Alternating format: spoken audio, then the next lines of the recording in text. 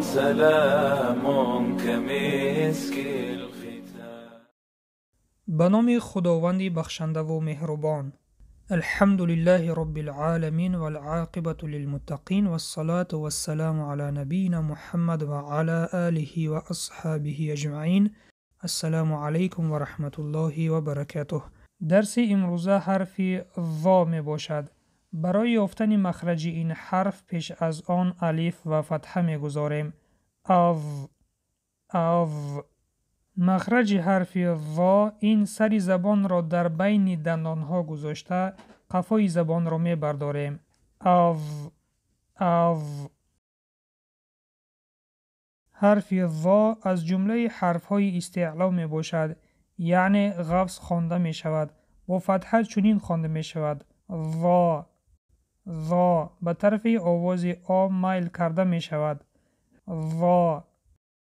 با کسره چنین خوانده می شود: ظی. و با ضمه چنین خوانده می شود: ذو. لبها به پیش برآورده می شوند: ذو. حرف ظا حرفی چهار شکله بوده پیش از خودش و بعد از خودش به حرفی دیگر پیوست می شود. در اول چنین نوشته می شود: از طرف راست به طرف چپ در بالایش یک نقطه. به حرفی بعد از خود پیوست می شود و در بین چنین نوشته می شود: از طرف راست به طرف چپ در بالایش یک نقطه به حرفی پیش از خود و بعد از خود پیوست می شود و در آخر چنین نوشته می شود: از طرف راست به طرف چپ در بالایش یک نقطه و به حرفی پیش از خود پیوست می شود و در علیحدگی چنین نوشته می شود: در بالایش یک نقطه. اکنون بیایید با هم مثال ها را می خوانیم. مثال اول: ظا فتحه ف فتحه را سکون ظفر.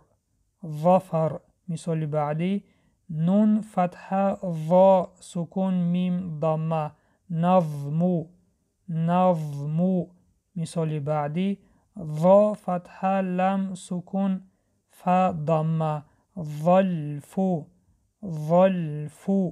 مثال دیگر: ح کسره ظا سکون لم ضمه حیضلو. مثال دیگر: ظا ضمه لم سکون میم ضمه ظلم. مثال بعدی: ظا ضمه ح سکون را ضمه ظهر. مثال بعدی: الف فتحه ظا سکون ح فتحه را فتحه اظهر. مثال بعدی: ظا فتحه ح فتحه را فتحه ظهر. مثال بعدی: یا فتحه ظا سکون ح فتحه را ضمه یظهر. مثال بعدی: ظا فتحه لم فتحه میم فتحه ظالم. مثال بعدی: الف کسره نون سکون تا فتحه ظا فتحه میم فتحه انتظامه. و مثال آخر: یا فتحه نون سکون تا فتحه ظا کسره میم ضمه ینتظم. بیایید باری دیگر مثال ها را با هم تکرار میکنیم.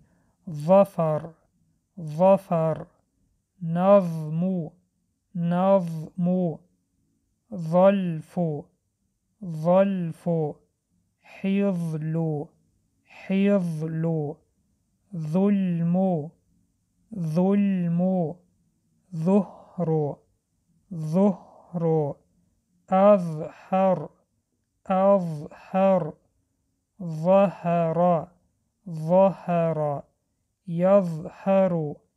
يظهر ظلم انتظم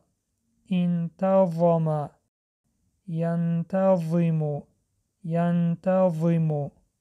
با همین ما با شما همه حرف های الفبای عربی را آموخته برآمدیم. این بود پایان درس امروزه. وظیفه خانگی قاعده شکل‌ها و مثال‌های حرف وا را در دفتر کاری خود بنویسید.